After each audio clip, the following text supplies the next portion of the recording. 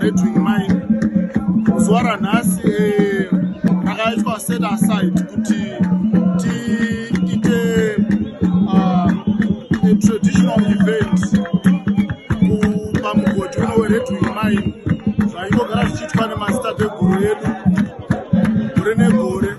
Saka event yedu yaenderera mberi zvakanaka. Papaina mambo mutasa kusanganisira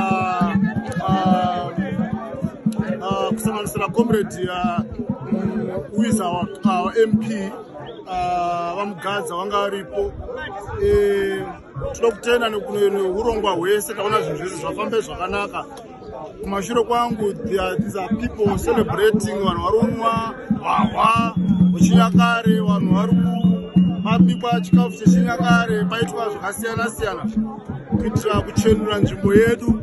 Takada kusangana nematambudziko especially ekufa kwevanhu nekubudikidza kwekusatedzere tsika in time. Takadaidzwa neBetterbrands yechimira maini dzekwane zvinoita Betterbrands yakasaita pamomutaza yechikumbira kuti mwana waBetterbrands maini kufa ropa rawanda makomba inopera ronga kumaini. Saka kana vamutaza vakati ndotitesei zvasida kuti tigadzirwa kunyaradza ropa rawanda mukati menharaunda. Saka titenga ichi chakainjera kwatete murumiye vanoramba chembere vanotibikira doro tosombobika doro rakambomutasa tosombobikira doro rakambomutasa isu takakanda nharaunda yemutasa kubika zvinavo vakugadza kwamambomutasa kusvikira zvino takambobika kupirira vana vari kupararira mumakomba. Vanhu vemaini vaisoitira biri doro ropa ruzende asi apachaiti ndikati chiendai pamachaina mukazitenda ikoko tutire ikoko sezvakanga zvaya hope dzechitaura kuti ngazviende pakati zvechivabheradhanda yakaembera akana seizvozvo ndikovaudza kuti padiwa zvakati nezvakati nezvakati nezvakati padiwa mudeaaiwa hoe padiwa mabhisikesi kuti tiudze wedumvura kuti ndizvo zvaitwa pano. Wari kumhepo takatobvapo kugomo kuna titedu sina utano nedoro ravo tabika rechibwei ari dzozese dziriapa idzi muzvare mutasa risina utano ndiye wendakamira ndiri naye. Saka ndaikatera vamuswekanyika njira hapana munhu wakazomba kuti makoma kusvika tirike doro sanhasi muno hapana zvakatambozva kumakoma kuti kune munhu wakafa kozi njera yanga yatotambirwa. Saka mbuya akauya tikatanga doro kusvikira kuibva kwaro kusvika mutambo utambwe nhasi takamirira kuika madoro ekupira. Doro racho rakapira iro riri taine kugomo repamutasa kuna muzvare risina utano kune ninga iri mazengeni kuna teteguru wari mazengeni wakaigwa ino muninga. Saka ndiwo wakumbirirwa kuti ona nzvimbo ino yasvika vana vaperera pasi mumakomba. Saka tiri kumbira kuti mishenese munyaradze ropa raenda pasi. Saka tamukira hakuseni tikaenda kugomo nemachinda amambo tikaenda kuoriza tikaridza muchima kumafoma kusenano chima yarira vanhu ndochibuda vanhu vese muri kuona panze apa wabuda vazwa chima yarira.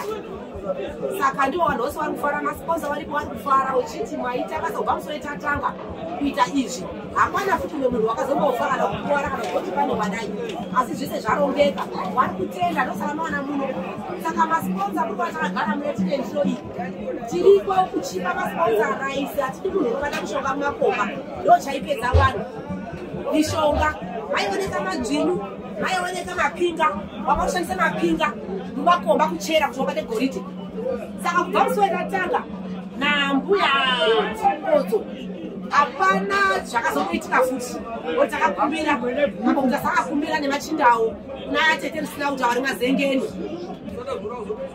Saka tavakumbira mvura kuti nyaradzai poto iri. Taona kuti zveshiwana kuchipisa. Saka chiwa nyaradzai. Rike shoma. Saka ndopfuwa vana kute. Nemupunga. Wechibhoyi wakaima wechikaranga. Chikaranga chiriko. Chikaranga chiriko. Hapana chirungu chinoitwa pasina chikaranga. Chikaranga ndo chinotangwa. Mvura taenda nehowe dzawo newaiti tikawapira. Saka iwa vanhu vari kutenda. Vari kupinda vachembera vachitenda. Saka vatiri pamagweja. Siponza umwe naumwe tiri kumupa siponza uri pagoma mwe kumupa kute. Uri kuwana mbuya vari kupa kute neraisi rechibhoyi rekurimai. Vari kupa musiponza wega wega kuti akande mugomba emumvura. Tiwo anotipe mari. Mari inobva muna vanhu vemumvura nzuzu. Kusika ndiwo anotipe vari kubudisa mari kuti ivire kunze. Kana watsamba wanovhara vobudise mvura. Mvura yachibuka. Mukaudza mukavana zvakanaka mvura vanodzikisa. Tinakumbirira mvura vanodzikisa. Vomisidziwe mumvura. Toshanda nawo. Asvika hedu. Isusu tikufara singeti panapa Penhalonga nhasi because tikuita bira hombe rekuti tinge chikwanisa kusunungurirwa zvicherwa zvepasi.